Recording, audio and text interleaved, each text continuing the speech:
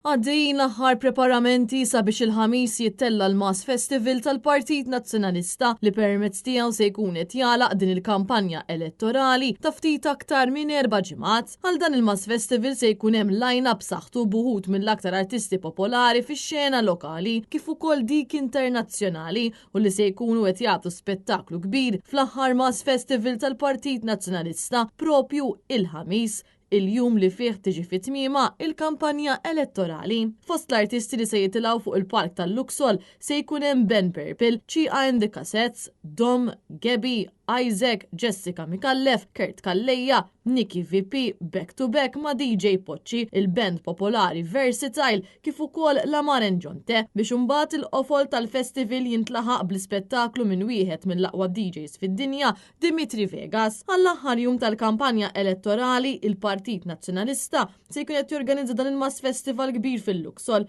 fejn eluf mistennija jingħaqdu għal-lejl ta' divertiment u atmosfera mill-isbaħ. Il-festival se jibda fl-4:30 ta' wara nofsinhar u jibqa' dej sa tard bil-lejl waqt din l-attività l-kap tal-Partit Nazzjonalista Alex Borg se jwassal l-aħħar indirizz tiegħu lill-poplu għal din il-kampanja qabel il-vot ta' nhar is-Sibt 30 ta' Mejju. Dan il-Mass Festival se jkun avveniment kbir għall-familja kollha fil-Luxol bi stage ċentrali li minnu se titwassal mużika, kant u divertiment għal kulħadd. Il-festival jagħlaq kampanja mill-aktar pożittiva li mexxa Alex Borg b'avvenimenti kemm f'Malta kif ukoll f'Għawdex, laqat ma' setturi varji, diskussjonijiet, żjarat fid-djar u fuq kollox proposti li minnhom se jgawdi kulħadd u li se jħallu aktar flus fil-but u kwalità ta' ħajja aħjar.